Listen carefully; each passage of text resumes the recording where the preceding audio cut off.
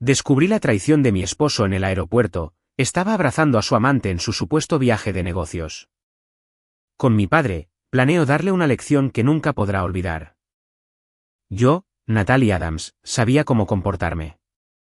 No era una habilidad que pudieras aprender de un libro de texto. Era un rasgo forjado a través de años de trabajo en el departamento de control financiero de una enorme corporación comercial con sede en Chicago. En mi mundo, los números nunca mentían. La gente, sin embargo, mentía todo el tiempo. Ahora, a mis 30 y tantos, tenía el pelo corto y oscuro y unos llamativos ojos grises que irradiaban una frialdad particular. La gente a menudo lo confundía con desinterés hasta que me involucraban en una conversación seria. Solo entonces se daban cuenta de que no era apatía en absoluto. Era la profunda paciencia de alguien que sabía exactamente cómo esperar el momento adecuado. Había pasado 5 años inmersa en hojas de cálculo e informes financieros. Podía detectar una discrepancia en un documento de 100 páginas en cuestión de minutos y nunca levantaba la voz en una reunión, incluso cuando mis colegas decían tonterías. La alta gerencia me valoraba por mi sensatez. Mi esposo, Daniel Cooper, al parecer, también lo hacía. Últimamente, sin embargo, yo había notado que la palabra valorada estaba siendo lentamente reemplazada por la palabra utilizada en la mente de mi esposo, aunque él aún no lo hubiera admitido en voz alta. Habíamos estado juntos durante 7 años. Los primeros 3 fueron maravillosos. Después de eso, las cosas simplemente se sintieron como un hábito. Luego, el hábito empezó a arrastrarse, pero yo seguía convenciéndome de que era solo el estrés del trabajo. El negocio de Daniel no iba bien, lo que lo mantenía constantemente al límite. Ya pasará, pensé. Estaba acostumbrada a justificar los defectos de otras personas culpando a sus circunstancias. Era parte de mi naturaleza y quizás mi mayor debilidad. Daniel Cooper era 7 años mayor que yo. Era dueño de una pequeña cadena de tiendas de artículos para el hogar, 4 sucursales repartidas por diferentes barrios de Chicago, un almacén en los suburbios, 2 gerentes contratados y una docena de empleados minoristas. Por fuera, irradiaba confianza. Usaba trajes a medida, tenía la costumbre de hablar de planes futuros como si ya fueran hechos, y poseía la habilidad de entrar en cualquier habitación como si fuera suya. Para los de afuera, era altamente efectivo. Pero yo sabía lo que había detrás del telón. Las conversaciones nocturnas sobre deudas crecientes, los silencios pesados después de las llamadas del banco, la irritación que intentaba disimular con agotamiento. Saber algo no significaba entenderlo completamente. El punto de inflexión comenzó un martes por la mañana con un mensaje de texto de mi madre, Sofía Cruz. Ella había escrito la noche del lunes: cariño, tu papá y yo decidimos volar por unos días. Los extrañamos mucho.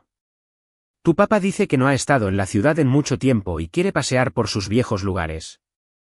Leí el mensaje 2 veces, conecté mi teléfono a cargar y me quedé mirando el techo de mi dormitorio, donde había estado durmiendo sola durante varias noches. Daniel estaba fuera en un viaje de negocios. Mis padres rara vez me visitaban. Después de que mi padre, Robert Cruz, se jubiló, vendieron su casa en los suburbios y se mudaron a Florida, comprando un pequeño lugar cerca de la costa del Golfo, un sueño que habían tenido toda su vida. Mi padre odiaba la molestia de volar, y mi madre odiaba ser una carga. Si habían decidido venir, significaba que realmente extrañaban el hogar. O tal vez sentían algo. Sofía tenía esa extraña intuición maternal que funcionaba incluso a través de los estados y el silencio radiofónico. Nunca me había quejado con mis padres sobre mi relación con Daniel, ni una sola vez en 7 años. No era por orgullo, sino por principio. Los asuntos familiares se quedan en casa. Ahora empezaba a pensar que ese principio me había costado demasiado. Daniel se había ido a su viaje de negocios, llevando una gran bolsa de lona, con todo el aspecto de un empresario ocupado. Dijo que se reunía con proveedores en un par de estados para negociar un nuevo lote de inventario. Quizás 3 días, quizás una semana, había dicho. Me besó en la mejilla, un movimiento rápido y practicado como girar un picaporte antes de salir y subirse a su Uber. Observé desde la ventana cómo el coche negro desaparecía al doblar la esquina. No sentí nada fuera de lo común. Eso en sí mismo debería haber sido una señal de alarma, pero estaba acostumbrada a atribuir mi insensibilidad emocional al puro agotamiento. Le envié un mensaje de texto a mi madre diciéndole que yo misma los recogería. Su vuelo aterrizaba en el aeropuerto internacional O'Hare a las 6 de la tarde. Salí del trabajo temprano, lo que me dio mucho tiempo para el tráfico de la hora pico de Chicago y el estacionamiento. La Terminal 3 de O'Hare estaba viva y caótica a esa hora. Olía a café tostado de los kioscos cercanos, zumbando con esa inexplicable energía nerviosa, única en lugares donde la gente se despide y se reencuentra simultáneamente. Tomé un café para llevar, me paré cerca de las puertas de cristal del área de llegadas y esperé. La pantalla de vuelos mostraba que el avión había aterrizado. En 20 minutos, los pasajeros comenzaron a salir a borbotones. Durante los primeros minutos, simplemente observé el flujo de personas con sus maletas con ruedas, caras agotadas, abrazos alegres, niños siendo alzados en el aire, parejas de ancianos caminando lenta y silenciosamente porque ya no necesitaban palabras. Buscaba a mi madre, una mujer menuda e impecablemente vestida con un abrigo beige, y a mi padre, un hombre alto y erguido con la postura distintiva e inquebrantable de un exfuncionario de la ciudad, un rasgo que no había perdido ni siquiera en la jubilación. Pero ellos no fueron los primeros que vi. Primero, reconocí una línea familiar de hombros, luego el giro característico de una cabeza y finalmente el rostro. Daniel estaba parado a un lado de la sala de llegadas, ligeramente apartado del flujo principal de gente donde había menos aglomeración. No miraba a su alrededor. Miraba a una joven que estaba parada justo a su lado. Tenía el pelo rubio, vestía una chaqueta de cuero corta y llevaba un bolso de viaje colgado al hombro. Era alta, con esa llamativa confianza natural de alguien que estaba acostumbrada a ser observada y lo disfrutaba. Yo no la conocía. Nunca la había visto en mi vida, pero una sola mirada fue suficiente. Esta mujer no era una colega o socia de negocios. La mujer rubia le dijo algo a Daniel y se rió.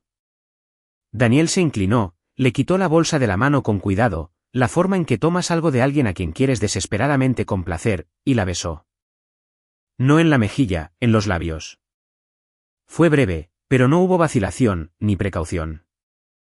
Fue el beso de dos personas que se pertenecen. No me moví. El café en mi mano permaneció perfectamente quieto. Me quedé helada, observando a mi esposo, el hombre supuestamente fuera del estado, negociando con proveedores, tomar la mano de una mujer extraña y guiarla hacia las puertas de salida. Caminaron uno al lado del otro, rozándose los hombros, y en sus movimientos había un ritmo específico que no se forma de la noche a la mañana. Era el andar sincronizado de personas íntimamente acostumbradas a la presencia del otro. Él llevaba su bolso. Era una cosa tan pequeña, pero fue el detalle que más me dolió. Daniel no me había llevado las maletas ni había hecho nada por mí en mucho tiempo. Algo se movió profundamente en mi pecho. No fue un dolor agudo inmediato. Fue un empujón sordo, casi físico. Sentí como si el suelo debajo de mí se hubiera inclinado violentamente y luego hubiera vuelto a su lugar, pero mi equilibrio interno se había alterado permanentemente. Di un paso adelante. En ese mismo segundo, una mano pesada y cálida se posó firmemente sobre mi hombro. ¿Cariño? Era la voz de mi padre, Robert Cruz, tranquila, profunda, despojada de cualquier emoción excesiva. Me giré. Él estaba de pie a mi lado. Era un hombre de unos 60 y tantos años con la espalda recta y un rostro que, a lo largo de décadas de trabajo en el ayuntamiento de Chicago, había adquirido una compostura específica e inquebrantable que no podía comprarse ni fingirse. Lo había visto todo. Lo entendía todo. Había procesado la situación antes que yo, o al menos exactamente al mismo tiempo. Lo sentía en el agarre firme de su mano, confiado, sin temblores. El agarre de un hombre que acababa de tomar una decisión ejecutiva. En sus tiempos, Robert Cruz había supervisado disputas territoriales y políticas de inversión para la ciudad. Cientos de personas con planes de negocios brillantes y agendas ocultas habían pasado por su oficina. Era un experto en leer a una persona desde la primera conversación. Hace 7 años, cuando Daniel Cooper vino por primera vez a pedir mi mano, mi padre lo miró fijamente durante mucho tiempo sin hablar. No se había opuesto, pero tampoco había celebrado. Yo pensé que mi padre simplemente no quería dejarme ir. Ahora me di cuenta de que mi padre simplemente sabía mucho más de lo que dejaba entrever. Detrás de él estaba mi madre, Sofía Cruz, menuda, con su característico abrigo beige. Se veía exactamente como la había imaginado, pero me miraba con una preocupación particular. La clase de preocupación que las madres intentan ocultar detrás de una leve sonrisa, pero que nunca pueden borrar por completo de sus ojos. Papá, empecé a hablar, pero no reconocí mi propia voz. Era demasiado débil, demasiado frágil. Cariño, repitió mi padre. Y en esa sola palabra, todo estaba contenido. La comprensión, el dolor compartido que él estaba suprimiendo activamente, y algo sólido como el acero, una decisión tomada sin sombra de duda. Vamos a darle una lección que nunca, nunca olvidará. Miré de nuevo hacia donde Daniel había estado de pie. Ya estaba cerca de las puertas automáticas, la espalda recta, confiado. La mujer rubia le susurraba algo al oído. Él sonreía. Habían pasado a menos de 30 pies de mí, y él no había mirado por encima del hombro ni una sola vez. No había sentido nada. No había percibido a su esposa, a su suegro ni a su suegra. Ninguna de las personas cuya mera proximidad debería haber disparado alarmas en su pecho. Esa quizás fue la constatación más dolorosa de todas. Si te acercas a él ahora mismo, dijo mi padre, con voz baja y constante, te dirá que es solo una colega, una reunión de negocios. Te dirá que estás loca y que estás inventando cosas. Harás un escándalo público. Él le dará la vuelta a la situación, te convertirá en la esposa histérica, y se apoderará de la narrativa. Tipos como él son maestros en eso. He visto a docenas de ellos en mi carrera. Se alimentan de las reacciones emocionales de otras personas. Es como combustible para ellos. Me quedé en silencio. Observé a las dos figuras mezclarse con la multitud junto a las puertas de cristal y desaparecer en la tarde de Chicago.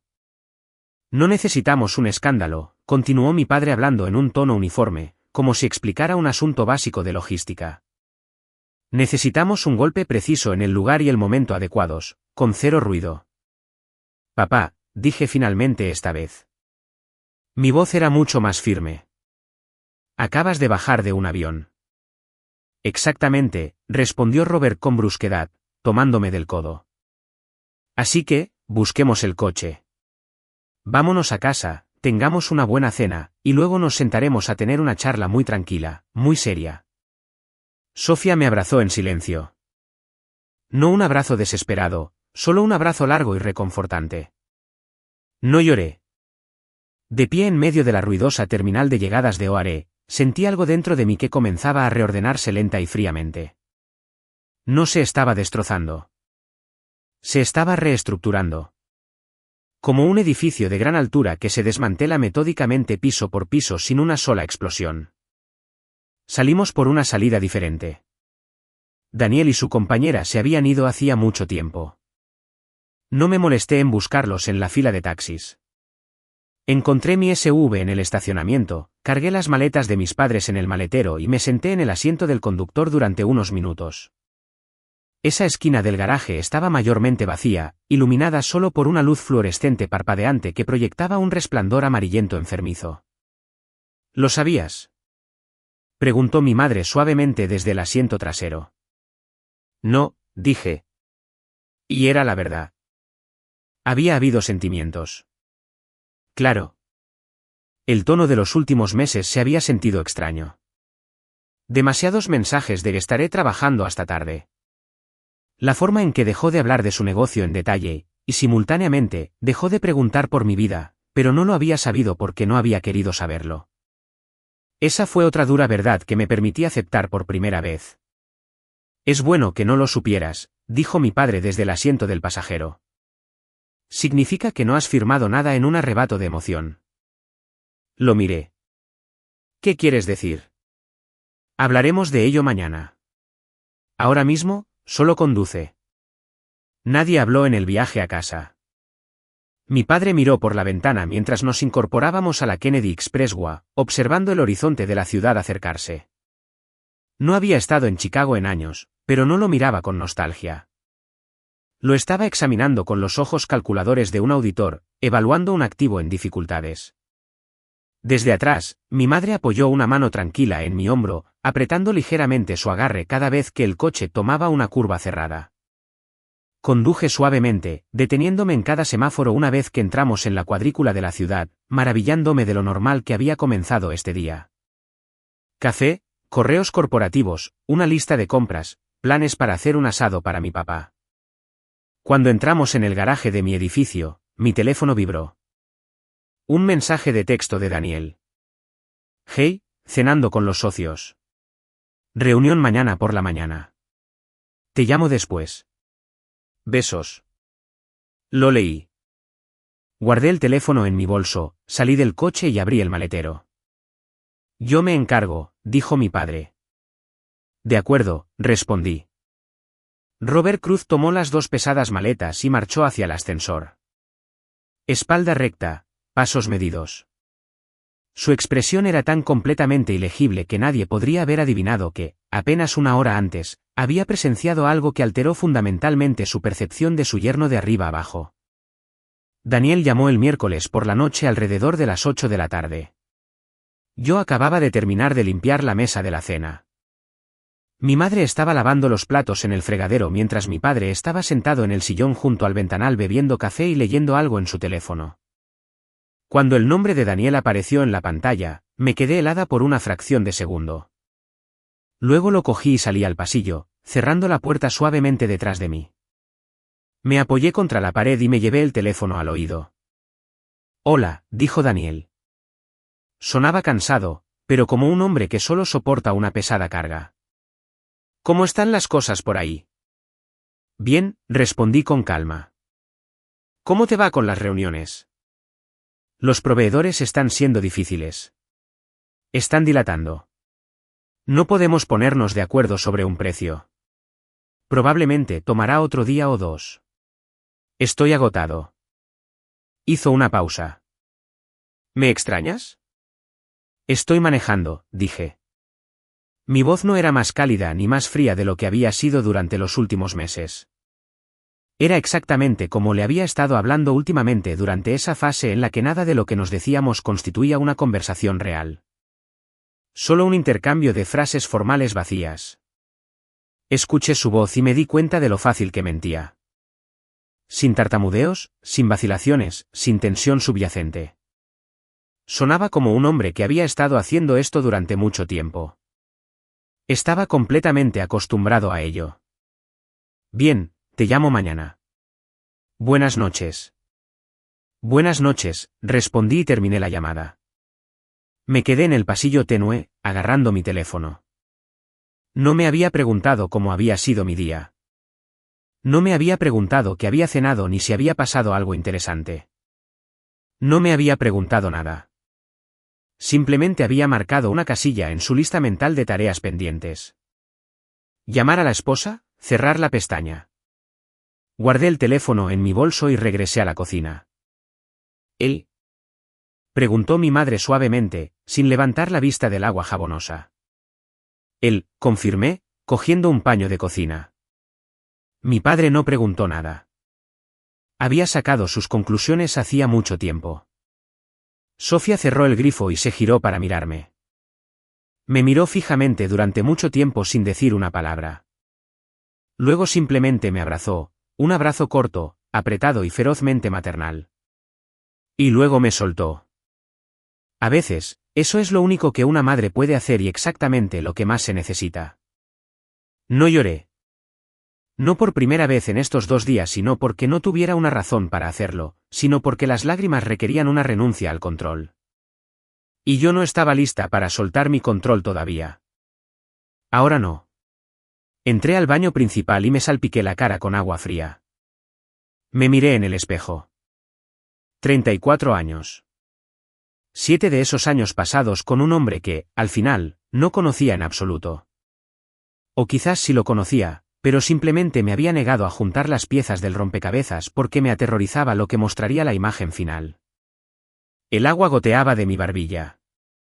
La mujer en el espejo me devolvió la mirada con una mirada penetrante y los labios apretados. No estaba rota. Estaba reuniendo fuerzas.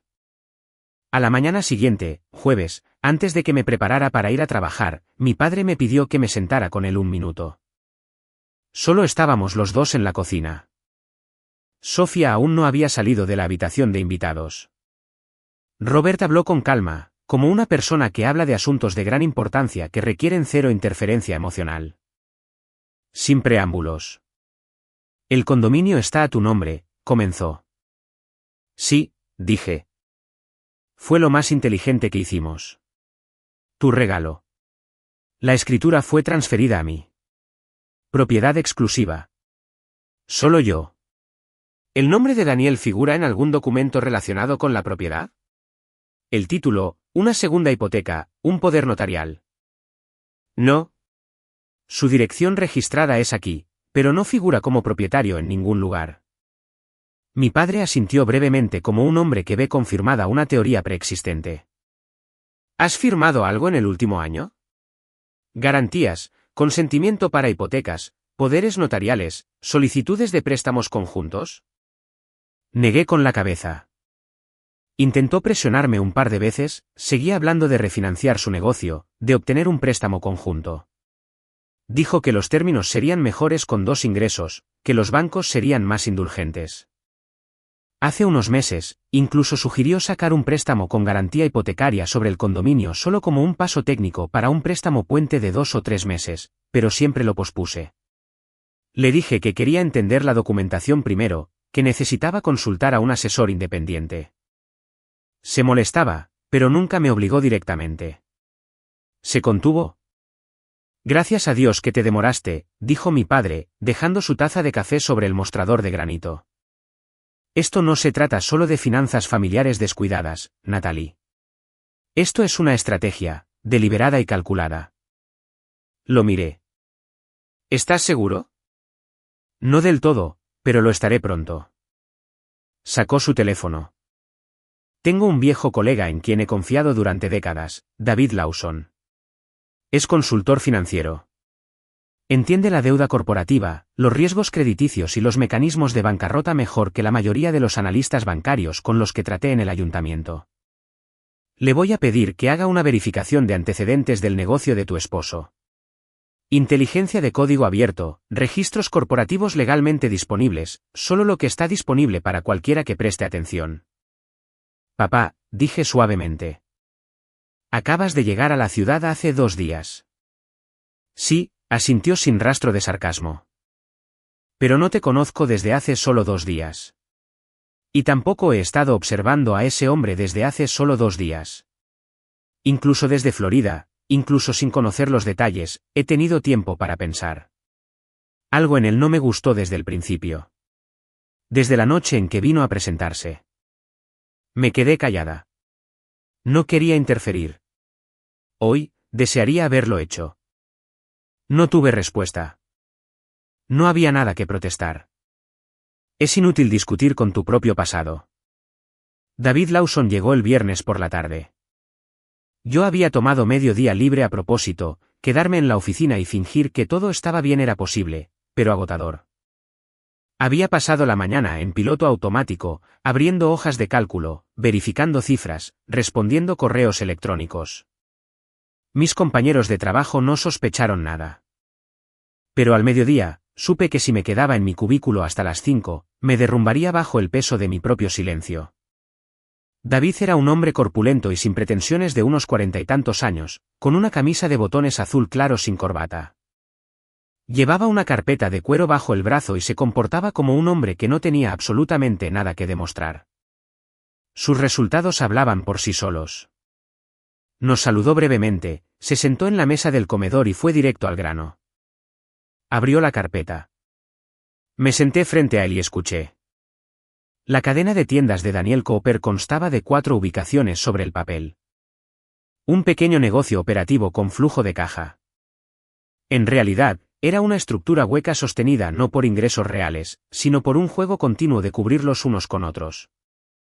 2 importantes proveedores mayoristas tenían facturas gravemente vencidas, y las negociaciones para una extensión se estaban estancando.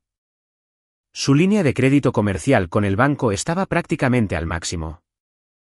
Lo poco que quedaba se estaba evaporando. El almacén suburbano que alquilaba tenía una tarifa favorable que expiraba en 2 meses, y el propietario ya había señalado que no renovarían bajo los términos anteriores. Además, David mencionó negociaciones en curso con un inversor ángel que Daniel había estado cortejando durante semanas. El inversor aún no se había comprometido. Exigían más documentos, prolongando la debida diligencia. ¿Podría ser solo un bache?, pregunté. David negó con la cabeza.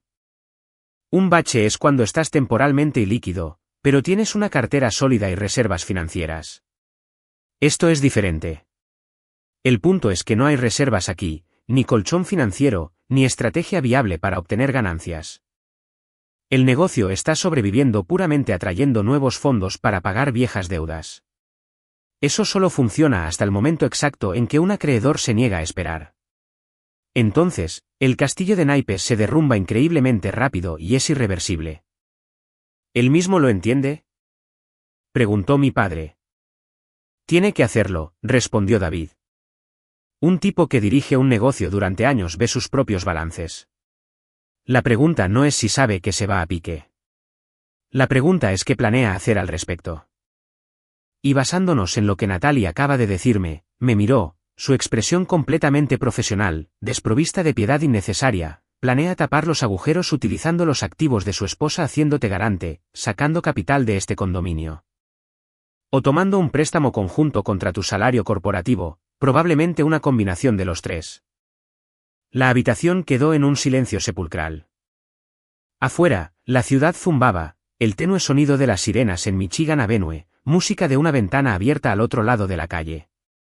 Una tarde de Chicago ordinaria y húmeda, completamente ajena a la implosión que ocurría dentro del apartamento. Miré las impresiones y los números esparcidos por la mesa. Durante mucho tiempo, había pensado que su insistencia con nuestras finanzas era solo su torpe manera de pedir ayuda. Pensé que su presión nacía del orgullo y la vergüenza masculinos. Ahora estos números revelaban lo que sus palabras habían ocultado tan hábilmente. No había vergüenza. Solo había una estrategia. Calculada, secuencial, despiadada. ¿Está el condominio en riesgo?, pregunté. No, afirmó mi padre con firmeza. No firmaste nada. La propiedad es legalmente tuya a través de una escritura de donación antes del matrimonio.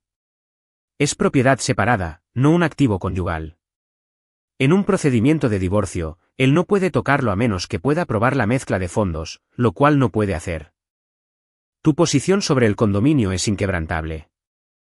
Verificaré los matices con un abogado de familia de Illinois, añadió David. Pero Robert tiene razón. No tienes nada que temer en ese frente. ¿Qué sigue?, pregunté. Mi padre y David intercambiaron una breve mirada como dos generales que ya habían finalizado el plan de batalla. Sin movimientos bruscos, dijo Robert. Actúa completamente normal en casa. No le des ninguna indicación de que lo viste no haré. No firmes ni un solo papel bajo ningún pretexto. Simplemente sigue haciendo exactamente lo que has estado haciendo durante los últimos meses y espera. ¿Esperar qué? Espera a que su situación alcance una masa crítica, respondió David con calma. Va a suceder en cuestión de semanas. No mucho más que eso.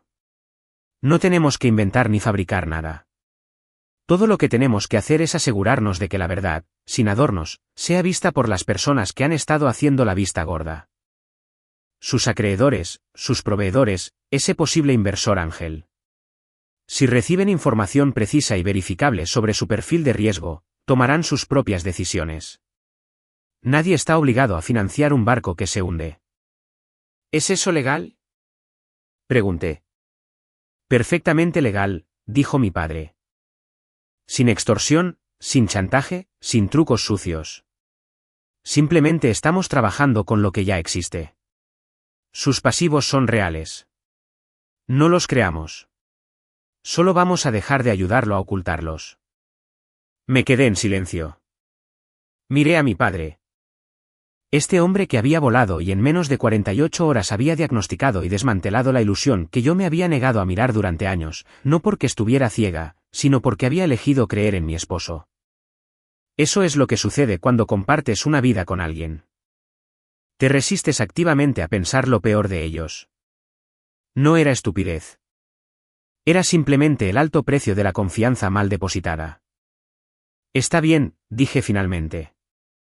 Haré exactamente lo que digas. Mi madre trajo una bandeja de café. Puso las tazas sin hacer aspavientos y se sentó a mi lado. No dijo una palabra.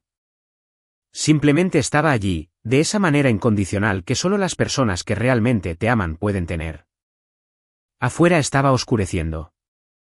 La ciudad estaba pasando a su ritmo vespertino habitual. Faros barriendo el pavimento, el resplandor de las farolas, el murmullo distante del centro. Nada había cambiado afuera. Dentro de mí, sin embargo, algo había finalizado su cambio estructural. El dolor no se había ido. Se asentaba debajo de mis costillas, sordo y constante. Pero ya no era la fuerza motriz. La fuerza motriz ahora era algo completamente diferente. Frío, hiperenfocado, resuelto. Se sentía como preparación.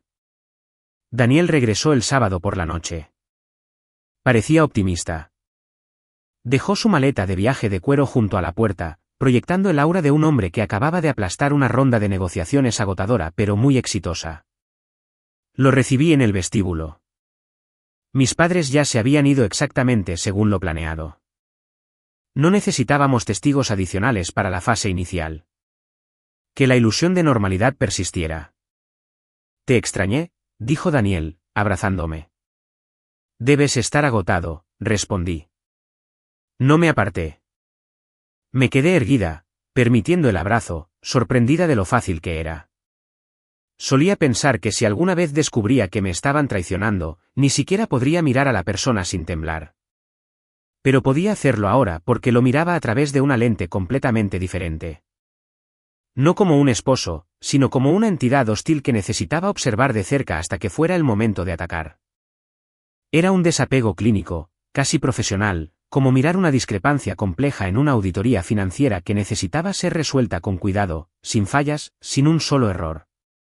Durante la primera semana después de su regreso, Daniel estuvo tranquilo. Volvía a casa de su oficina y dejaba caer casualmente trozos de noticias de negocios como un hombre acostumbrado a una esposa que no estaba profundamente involucrada. Escuché. Noté las pausas embarazosas que antes había pasado por alto. Noté lo hábilmente que eludía detalles específicos cada vez que se mencionaba el dinero. Solo arreglando algunas cosas. El flujo de caja es ajustado este trimestre, pero estamos doblando la esquina, decía. Era la retórica de un hombre que desesperadamente ganaba tiempo. Mientras tanto, David Lawson trabajaba en silencio, metódico. El primer dominó en tambalearse fue uno de los principales proveedores, un distribuidor mayorista masivo con el que Daniel había trabajado durante 3 años. A través de su vasta red de contactos comerciales en Chicago, David se aseguró sutilmente de que el director regional del distribuidor escuchara susurros sobre la dudosa solvencia de la cadena minorista de Daniel. Simplemente sugirió que quizás querrían obtener un informe crediticio actualizado antes de aprobar la próxima extensión de pago neto 60. El director regional era un tipo pragmático. Llevaba mucho tiempo en el comercio mayorista y había visto muchos imperios minoristas brillantes colapsar de la noche a la mañana. No necesitó mucho para convencerse. Una pista fue suficiente. Exigió estados financieros auditados actualizados a Daniel. Daniel proporcionó documentos que parecían estar bien en la superficie, pero bajo el nuevo escrutinio, revelaron exactamente lo que David había visto, agujeros enormes cubiertos por extensiones a corto plazo. El proveedor tomó una decisión corporativa rápida. Revocaron la extensión y exigieron un pago inicial del 50% para el próximo envío. Para Daniel, esto significó una escasez inmediata y paralizante de capital de trabajo en el peor momento posible. El segundo dominó fue el propietario del almacén. David no lo llamó directamente. Solo hizo algunas averiguaciones a través de corredores de bienes raíces en los suburbios, y la información llegó orgánicamente al propietario. El propietario, un gerente de propiedades comerciales cauteloso, planteó abruptamente la renovación del contrato de arrendamiento un mes antes. Expuso los nuevos términos, la tasa de mercado actual, sin descuentos heredados. Daniel intentó negociar prometiendo crecimiento y estabilidad, Pero sin pruebas financieras, sus palabras sonaron huecas. Simultáneamente, el inversor Ángel al que Daniel había estado cortejando durante más de un mes, ordenó una auditoría forense independiente del negocio. Era una debida diligencia estándar para un inversor, pero ahora buscaban específicamente señales de alarma. La auditoría reveló exactamente lo que cualquier profesional imparcial encontraría. Apalancamiento extremo, brechas catastróficas en el flujo de caja y una dependencia insostenible del ciclo de la deuda. El inversor hizo una pausa. Y la pausa se prolongó. Todo esto no sucedió en un solo día, ni siquiera en una sola semana. Pasaron casi 3 semanas desde que Daniel regresó de su viaje antes de que la presión realmente comenzara a aplastarlo.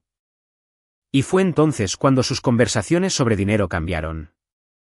Al principio, fue sutil, casi casual. Estábamos cenando un miércoles por la noche. Daniel hablaba de problemas en la cadena de suministro.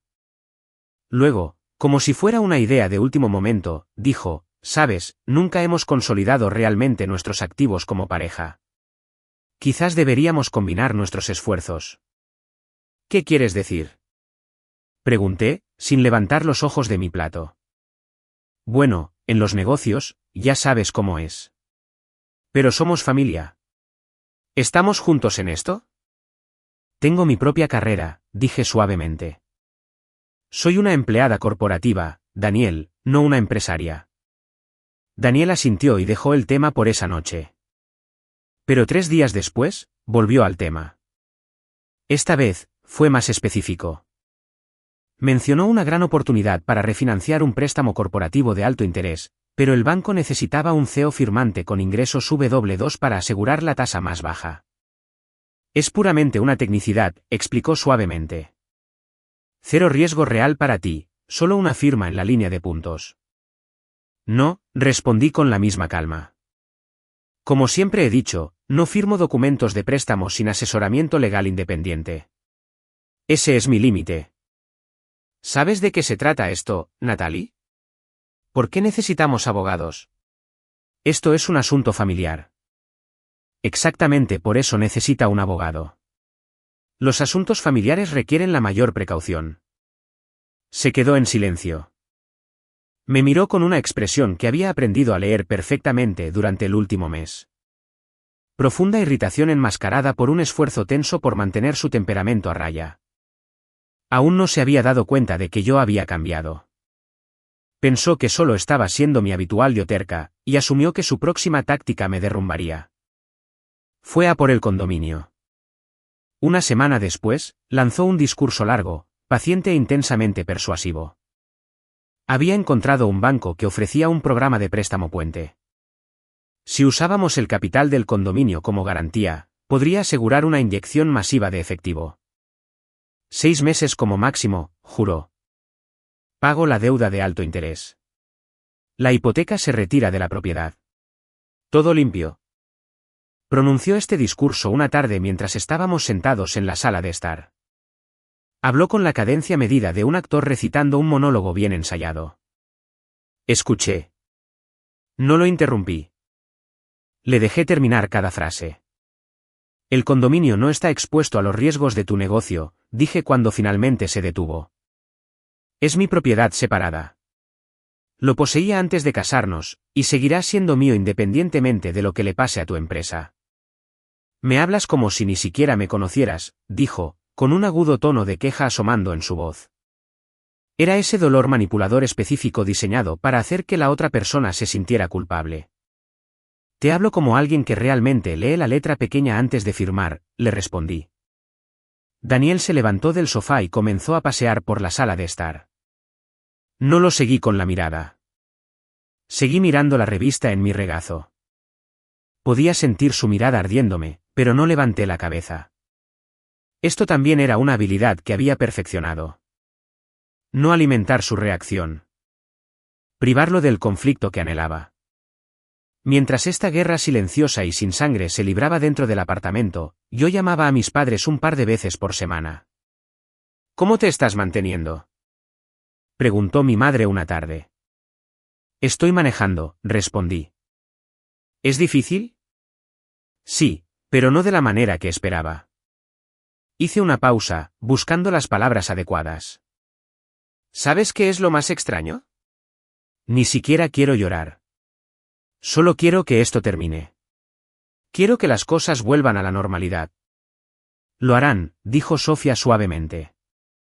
Durante 7 años, me convencí de que todo era normal, que él solo estaba estresado, que el negocio era difícil, que solo estábamos pasando por baches como cualquier otra pareja.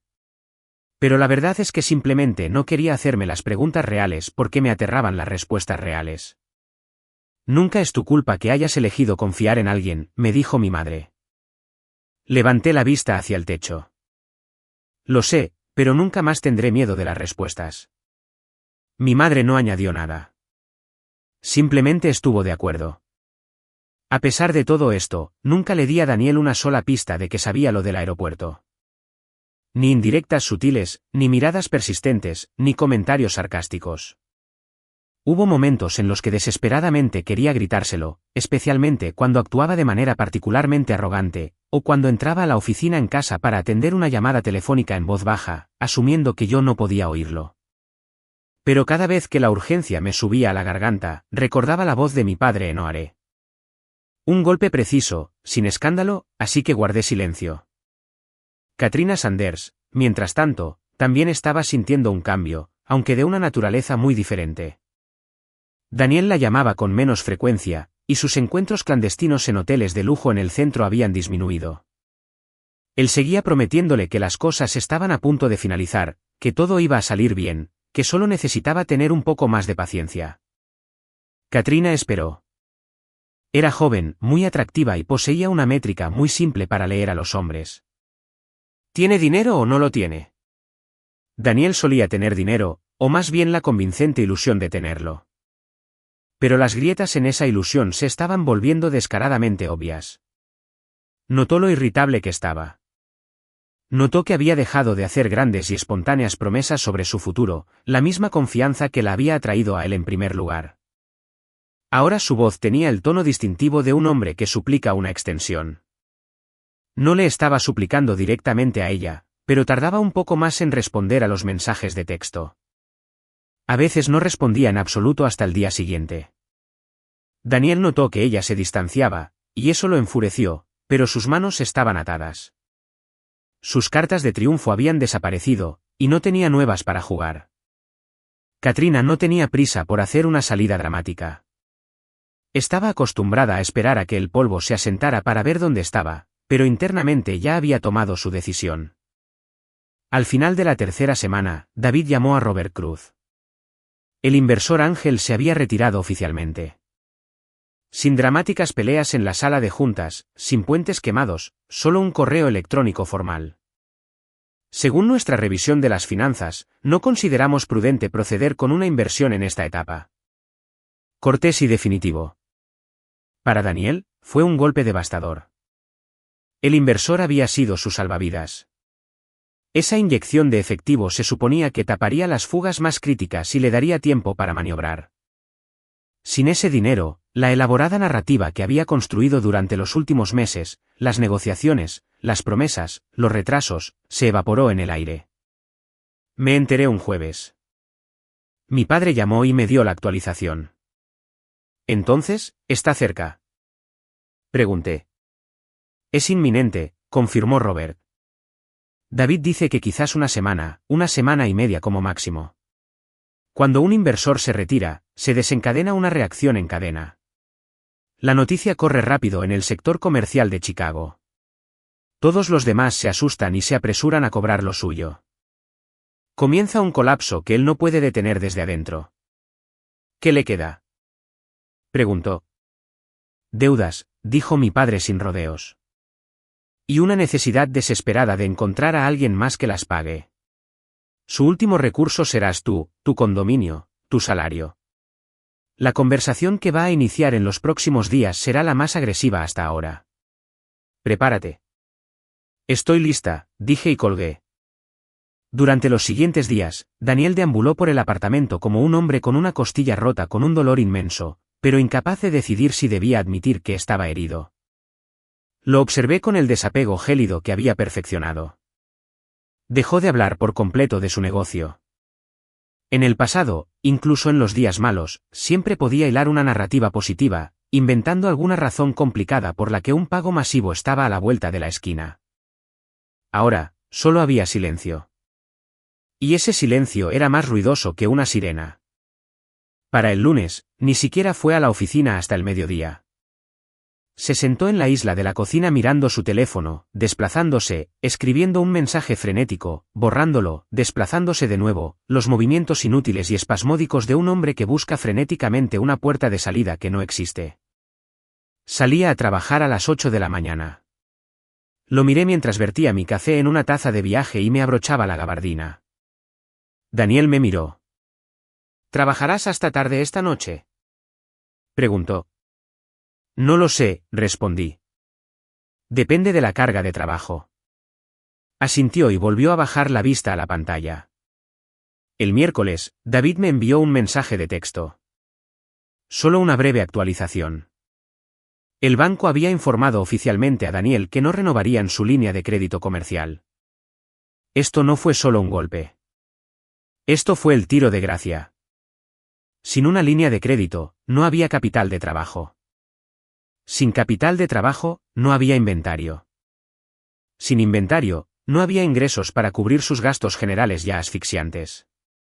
Leí el mensaje de texto en mi escritorio en mi oficina del centro. Dejé el teléfono boca abajo y volví al informe trimestral que estaba auditando. Terminé una página, luego otra. Luego me levanté, fui a la sala de descanso, me serví un vaso de agua y me quedé junto a la ventana durante un minuto completo. Miré las calles de Chicago, los coches, los peatones, los carritos de comida. Una tarde perfectamente normal en la ciudad, nada especial. Esa noche, Daniel llegó a casa verdaderamente roto por primera vez. Entró en silencio. Tiró las llaves sobre la consola de la entrada, y estas tintinearon en el suelo de madera. No las recogió. Fue directamente a la sala de estar, me pasó por alto por completo y se desplomó en el sofá. No se quitó la chaqueta del traje. Simplemente se sentó allí, con la cabeza baja, mirando la alfombra. Yo me quedé en el umbral de la cocina, observándolo, esperando. A los 37 años, Daniel Cooper estaba acostumbrado a proyectar una versión muy específica de sí mismo al mundo. El tipo que tenía el control, el tipo que siempre tenía un plan de respaldo, un giro astuto, un argumento a prueba de balas. Esa imagen le había proporcionado su posesión más preciada, la sensación de estar siempre un paso por delante de todos los demás. Ahora, al mirarlo, vi a un hombre que se había quedado sin pasos. Sin giros, solo una montaña de deudas y una cuenta bancaria al descubierto. ¿Qué pasó? ¿El banco?, pregunté, sin levantar la voz. Retiró completamente la línea de crédito. Entiendo, Daniel, dije, mi voz perfectamente plana. Él levantó la cabeza de golpe. Algo en mi tono encendió una chispa en él. Era demasiado tranquilo, demasiado nivelado, completamente desprovisto de piedad. ¿Entiendes?, repitió. Es todo lo que tienes que decir. ¿Qué quieres que diga? Él se levantó. Empezó a pasear por la habitación, sus movimientos erráticos, frenéticos, como un hombre que necesitaba dar un puñetazo solo para evitar que su propia piel se desgarrara. Natalie, necesito tu ayuda de verdad esta vez. Mírame. Tenemos que usar el condominio como garantía. 6 meses. Saco el efectivo. Pago a los acreedores más agresivos. Negocio nuevos términos con los proveedores. Encuentro un nuevo patrocinador. Solo necesito una pista. No, dije. Ni siquiera lo estás pensando. Lo he estado pensando durante mucho tiempo. La respuesta es no. Daniel se detuvo en seco frente a mí. Me miró fijamente durante mucho tiempo como si estuviera mirando a una extraña con el rostro de su esposa. ¿Entonces, simplemente me vas a dejar ahogarme? No. Simplemente me niego a atarme a tu barco que se hunde. Son dos cosas diferentes. Eres mi esposa. Exactamente por eso no soy garante de tus deudas corporativas. Me di la vuelta y regresé a la cocina. Él me siguió. Me quedé tranquilamente junto a la isla de mármol, inmóvil. Podía sentir el calor que irradiaba de él, la furia palpable, y no le ofrecí absolutamente nada a cambio. Esa quizás fue la táctica más devastadora de todas, la negativa absoluta a participar. La negativa a desempeñar el papel de la esposa histérica y emocionalmente involucrada. Necesito capital. Gruñó finalmente. La máscara estaba completamente caída. La encantadora persuasión había desaparecido. Era solo una demanda brutal golpeada sobre el mostrador. Tú trabajas. Tienes un crédito excelente y un salario alto. Saca un préstamo personal. No. Te aprobarán una cantidad enorme. No, Daniel. Esta es nuestra familia. Gritó, su voz rompiéndose como un látigo. Por primera vez en toda la conversación, perdió los estribos por completo. No puedes simplemente quedarte ahí y ver cómo se derrumba todo lo que he construido. Yo no lo construí, dije suavemente. Y no se está derrumbando hoy. Y no es por el banco. Se quedó helado. Me miró con la expresión de pánico de un hombre que se da cuenta de que el suelo sobre el que está parado es en realidad una trampilla. Pero ya era demasiado tarde. ¿Qué demonios se supone que significa eso? Preguntó, su voz cayendo a un peligroso susurro. Significa que tu negocio ha estado fundamentalmente roto durante mucho más tiempo que los últimos meses, respondí, mi voz fría y constante. Y eso lo sabes mejor que yo. Daniel no respondió. Caminó lentamente de regreso al sofá y se sentó. La energía maníaca y agresiva que lo había impulsado segundos antes se desvaneció por completo. Parecía desinflado. Se sentó en silencio durante mucho tiempo. Cuando finalmente habló, su voz carecía de cualquier rastro de ira. Sonaba casi casual, con derecho. Bien, que todo se queme. No importa. Viviremos de tus ahorros y venderemos tus joyas. Tus padres te compraron suficientes diamantes a lo largo de los años. Eres mi esposa. Estás obligada a apoyar a tu esposo cuando las cosas se ponen difíciles. ¿Cuál es el código de la caja fuerte de nuevo? Me quedé completamente inmóvil, mirándolo. No sabía exactamente qué esperaba escuchar, pero ciertamente no era eso. No era la destilación grotesca y simplista de lo que realmente significaba para él después de 7 años. No una pareja, no el amor de su vida, sino una póliza de seguro, una opción de respaldo, una partida en una hoja de cálculo para ser liquidada en caso de emergencia. Había pensado que escucharlo me destrozaría. Había pensado que desencadenaría una marejada de dolor que no podría contener. Pero no hubo dolor. No hubo marejada. Solo hubo la realización cegadora y cristalina que llega cuando la pregunta final es finalmente respondida. Durante 7 años, me había convencido de que estaba casada con un hombre que solo estaba cansado, solo estresado, solo cargando demasiado peso. Ahora lo vi exactamente como era. Ni siquiera estaba intentando ocultarlo ya porque no creía que necesitara hacerlo. El último y frágil vínculo que me conectaba con el pasado se rompió y se disolvió en la nada. Sin dolor, sin amargura. Está bien, dije. Te escucho. Entré a la cocina, cerré la puerta detrás de mí y me quedé junto al fregadero durante unos minutos. Miré por la ventana. Ya estaba completamente oscuro. Las farolas de abajo se encendieron. Al otro lado de la calle, una mujer mayor estaba sentada en un banco mientras su Golden Retriever olfateaba el pavimento. Una escena increíblemente ordinaria. Saqué mi teléfono del bolsillo y le envié un mensaje de texto a mi padre. Es hora. La respuesta llegó en menos de un minuto. Entendido. David y yo nos encargaremos. Apenas dormí esa noche. No por ansiedad, sino por la extraña, casi física adrenalina de la claridad total. Mis pensamientos eran nítidos, concisos y tácticos. ¿Qué hay que hacer? ¿En qué orden? Exactamente cómo. A la mañana siguiente, jueves, me reuní con David Lawson en un café tranquilo cerca de un hotel boutique en el Loop. Le conté la discusión de la noche anterior, omitiendo con calma los detalles emocionales innecesarios. Cuando repetí la exigencia de Daniel de vender mis joyas para financiar su vida, David no dijo una palabra.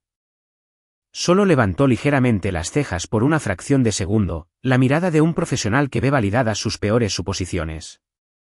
David fue directamente al grano. Su situación, a partir de esta mañana, es terminal. El banco retiró la línea de crédito. Su distribuidor principal exige efectivo por adelantado. Él no lo tiene. El propietario del almacén le notificó el aumento del alquiler. O paga la prima o tiene que desalojar y encontrar un nuevo almacén, lo que requiere un depósito masivo y capital logístico que tampoco tiene. Según mis proyecciones, le quedan 2, quizás 3 semanas antes de que comiencen las demandas reales de los acreedores. Una vez que eso comience, la bola de nieve de la bancarrota es imparable. A menos que alguien intervenga y lo rescate, afirmé. Exactamente, confirmó David. Pero ha quemado sus puentes. Sus contactos comerciales saben que es radiactivo en este momento. Nadie le prestará un centavo sin garantía. Está acorralado permanentemente. Miré por la ventana del café a la bulliciosa calle de Chicago. Mi rostro estaba completamente neutral. Sin triunfo, sin orgullo, solo observación. Necesito un abogado de divorcios, dije. El mejor que conozcas, para separaciones contenciosas de altos bienes. Tengo a alguien, dijo David al instante. Una mujer implacable. Puede verte mañana a las 11 de la mañana si te viene bien. Me viene bien. La abogada era una mujer aguda, impecablemente vestida, de unos 40 y tantos años, que hablaba en puntos clave. Me atendió en una elegante oficina con vistas al río Chicago. Escuchó atentamente, no me interrumpió y solo hizo preguntas de sondeo muy específicas. Profesional, clínica, revisó la escritura del condominio, los documentos fiduciarios de mis padres y las declaraciones de impuestos. Después de 20 minutos, emitió la conclusión que yo ya sabía, pero que necesitaba escuchar en papel con membrete legal oficial. El condominio es su propiedad separada no conyugal. Se le regaló antes del matrimonio y el título nunca se mezcló. Es completamente inmune a la distribución equitativa en un divorcio en Illinois. No hay riesgo cero. Además, no ha firmado ni una sola garantía corporativa para su negocio. ¿Verdad? Ni una, confirmé. La abogada asintió y describió los siguientes pasos. Redactamos la petición de disolución del matrimonio. La presentamos. Se la notificamos. Debido a que la residencia es su propiedad exclusiva, podemos solicitar la posesión exclusiva del hogar conyugal si él se niega a irse voluntariamente. Es un procedimiento estándar. Muy limpio. Tomé notas en mi agenda, maravillándome de lo surrealista que sonaba la terminología legal. Disolución del matrimonio, distribución equitativa, posesión exclusiva. 7 años de una vida que se sentía o al menos parecía real, en última instancia, se redujeron a una pila de formularios estandarizados, fechas, firmas y sellos notariales. No era una tragedia.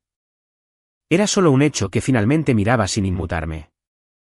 Llámame cuando estés lista para tirar del gatillo, dijo la abogada mientras nos dábamos la mano. Puedo tener los documentos listos en 48 horas.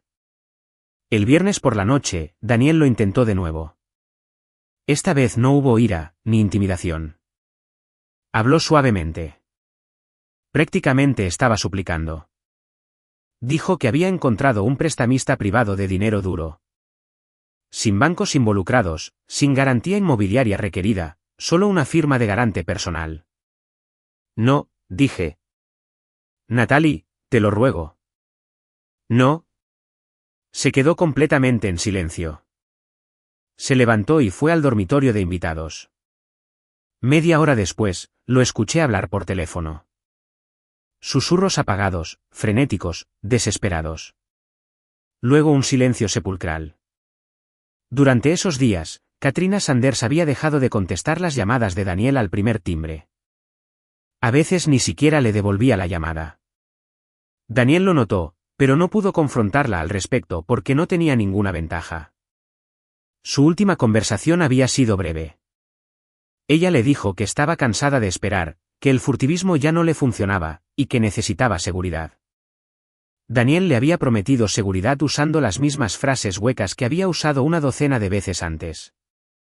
Katrina simplemente había dicho está bien en el tono de una mujer que sabe que absolutamente nada va a estar bien. Nunca más lo llamó. El sábado transcurrió en un silencio pesado y sofocante. Daniel pasó todo el día en el apartamento, paseando, mirando su teléfono, picoteando la comida. 2 veces salió al balcón y se quedó allí mirando las calles de la ciudad con los ojos vacíos de un hombre que se había quedado sin mentiras que contarse. Trabajé en mi laptop en el dormitorio, solo saliendo para ir a la cocina. Apenas intercambiamos una palabra. Este silencio era diferente del habitual silencio de fin de semana. No era el silencio del agotamiento o la tensión tácita.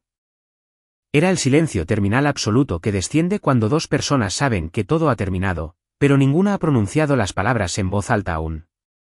Pensé en cómo, en solo unos días, este condominio sería mío de nuevo. Volvería a casa y estaría en silencio, pero un tipo diferente de silencio. No el silencio ansioso de esperar que una bomba explotara, sino el silencio pacífico de un espacio que te pertenece por completo. No quería nada más que eso. En ese momento, era suficiente llegar al final del camino que había comenzado en Oare hacía 5 semanas. El lunes por la noche, llamé a la abogada y le dije que finalizara la documentación. Mi voz era firme, sin vacilación, la voz de una mujer que había tomado su decisión semanas atrás, y simplemente estaba ejecutando la fase final. Para la 1 de la tarde de mañana, todo estará listo, respondió la abogada. Le di las gracias, colgué y me senté en la tranquilidad de mi dormitorio, mirando la puerta cerrada.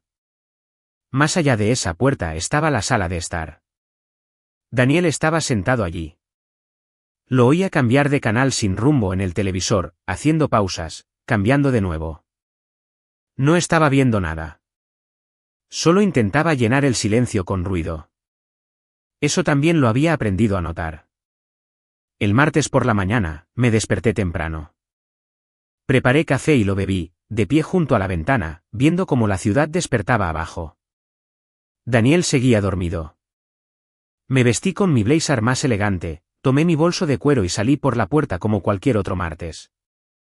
Nada especial. A las 10 de la mañana, me senté en la oficina de mi abogada y recibí la carpeta, una copia archivada de la petición de disolución del matrimonio, la escritura del condominio, los documentos fiduciarios, todo pulcramente etiquetado y organizado, firmado, sellado y timbrado. La abogada había presentado el original en la oficina del secretario del condado de Cook esa misma mañana. Sostuve la pesada carpeta de Manila y la miré, pensando de nuevo lo extraño que era que 7 años pudieran caber en una pila de papel de media pulgada. Desde la oficina de la abogada, fui directamente al hotel donde se alojaban mis padres. Habían volado de regreso a Chicago la noche anterior para estar allí para el acto final. Robert abrió la puerta de la habitación del hotel antes de que yo siquiera llamara, como si hubiera estado parado justo detrás. Sofía estaba sentada junto a la ventana con una taza de té. Levantó la vista, sus ojos llenos de esa profunda y tranquila ferocidad maternal. Entré y me quité el abrigo. Me senté en el borde del sillón. La habitación olía a café recién hecho y al Chicago Tribune. Mi papá siempre compraba un periódico físico cuando viajaba. Viejos hábitos de sus días en el ayuntamiento, prefería comenzar la mañana con tinta en los dedos en lugar de una pantalla brillante. Algunas cosas de una persona nunca cambian, pensé. Y eso es un consuelo. Nos abrazamos. Esta noche, dije simplemente. Mi padre asintió. Estaré contigo en la habitación, pero fuera del camino. No interferiré a menos que tenga que hacerlo. No tendrás que hacerlo, respondí. Puedo manejarlo. Sé que puedes, dijo Robert. Por eso estaré allí parado. Mi madre se levantó, se acercó y me rodeó con sus brazos. Fue el tipo de abrazo que le das a alguien antes de que entre en una tormenta. Apretado, fortificante, sin dramas innecesarios. La abracé por un segundo, luego la solté. ¿Estás lista?, preguntó Sofía suavemente. Estoy lista. Y era la verdad absoluta. Regresé a la oficina y trabajé durante la tarde con una calma total y enfocada. Cerré 3 informes pendientes, respondí una docena de correos electrónicos, tomé un latte de matcha con una compañera de trabajo a las 3 de la tarde y charlamos sobre la política de la oficina como si toda mi vida no estuviera a punto de detonar en unas pocas horas. Nadie notó nada. Yo era una maestra en no mostrar mis cartas. A las 5:30 de la tarde, cerré sesión, fui a mi coche y conduje hasta el hotel para recoger a mi padre. Regresamos al condominio en silencio. Robert miró por la ventana del pasajero el atasco de la hora pico. Conduje con facilidad practicada, repasando las palabras en mi cabeza. Mantenerlo simple. Sin discursos dramáticos, solo los hechos. Daniel estaba parado en la cocina mirando su teléfono cuando abrí la puerta principal. Levantó la vista y luego vio a Robert entrando detrás de mí. Algo en la cara de Daniel cambió inmediatamente. No fue miedo exactamente. Fue la hipervigilancia de un estafador acorralado. Darse cuenta de que cuando tu suegro aparece sin previo aviso, el juego ha terminado. Robert, dijo Daniel, intentando forzar un tono de sorpresa casual. No sabía que estabas en la ciudad. He estado en la ciudad, respondió mi padre suavemente. No ofreció un apretón de manos. Pasó junto a Daniel hacia la sala de estar y se sentó en el sillón junto a la ventana, completamente relajado, como un hombre que tenía todo el tiempo del mundo. Yo permanecí de pie en la cocina, directamente al otro lado de la isla frente a Daniel. Necesitamos hablar, dije. Estoy escuchando, respondió él. Aunque la arrogancia se había desvanecido por completo de su voz, cambió su peso nerviosamente. Se lo haré, dije. Estuve allí hace 5 semanas. Te vi a ti y a la mujer rubia llegando juntos. Daniel no respondió de inmediato. Se quedó paralizado por una fracción de segundo, sus ojos se movieron mientras su cerebro intentaba desesperadamente recorrer sus opciones. Negar, explicar, atacar. Optó por la primera. Es una colega. Fue un viaje de negocios. Simplemente coincidimos en el mismo vuelo. La besaste en la boca en la sala de llegadas, afirmé. Llevabas su bolso. Se subieron juntos a un Uber. Silencio. Mis padres estaban justo a mi lado, añadí. Sin ira, sin amargura, solo exponiendo la evidencia. Vieron todo lo que vi. Así que, saltemos la narrativa del viaje de negocios. Daniel dejó lentamente su teléfono sobre el mostrador de mármol. Me miró. Las desesperadas ruedas en su cabeza finalmente se detuvieron. No había forma de dar la vuelta a esto. Él simplemente me miró fijamente. Sé que su nombre es Katrina Sanders, continué. Trabajaba en ventas en tu ubicación del lado norte.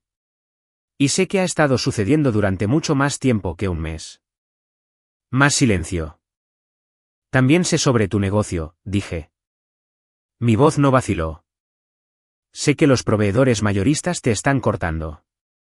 Sé que el banco está retirando tu línea de crédito. Sé que el inversor Ángel se retiró. Sé exactamente lo endeudado que estás, y sé exactamente lo que intentabas hacerme. Durante las últimas 5 semanas, el repentino interés en nuestras finanzas familiares, la presión para usar el condominio como garantía, pidiéndome que confirmara un préstamo, exigiendo que vendiera mis joyas. Natalie, me interrumpió, con la voz tensa. No he terminado, lo interrumpí, cortando su protesta con precisión quirúrgica. Presenté una petición de disolución del matrimonio esta mañana. El tribunal tiene la documentación. Este condominio es mi propiedad exclusiva y separada. Lo poseía antes de conocerte, y la escritura nunca se mezcló. Lo sabes. Te pido que empaques tus cosas y abandones este apartamento en la próxima hora. Daniel me miró fijamente. La conmoción se desvanecía rápidamente, reemplazada por una furia fría y viciosa. La rabia de un narcisista que se da cuenta de que ha sido superado. ¿Planeaste esto? Siseo. ¿Crees que no veo lo que ha estado pasando las últimas semanas? Su voz se hizo más fuerte, más desagradable. Los proveedores, el propietario del almacén, el inversor que se retira. Nada de eso fue una coincidencia. Tu padre usó sus viejas conexiones de Chicago para sabotearme. Pruébalo, dijo Robert desde el sillón de la sala de estar. Lo dijo en voz baja, sin un atisbo de desafío. Una invitación. Daniel giró la cabeza para mirar al anciano. Miró a Robert durante mucho tiempo, la mandíbula tan apretada que un músculo le temblaba en la mejilla, pero se volvió porque no había absolutamente nada que pudiera probar.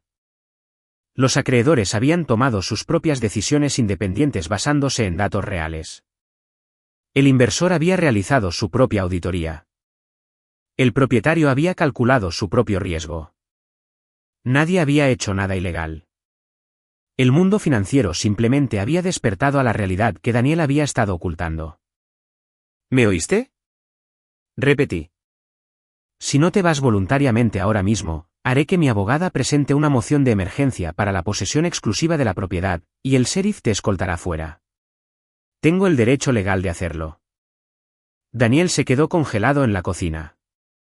Durante un largo momento, el único sonido fue el zumbido del refrigerador. Luego, tomó sus llaves del mostrador y entró furioso al dormitorio.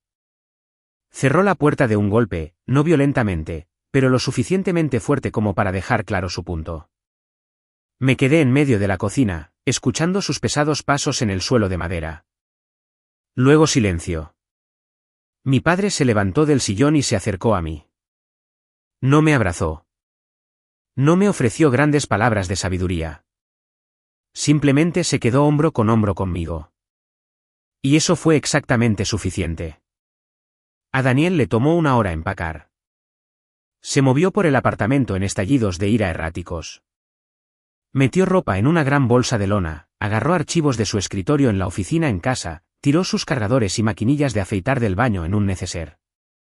Yo me senté en el sofá de la sala de estar leyendo una revista, o al menos fingiendo. Mi padre permaneció en el sillón con la expresión relajada de un hombre que espera un vuelo retrasado.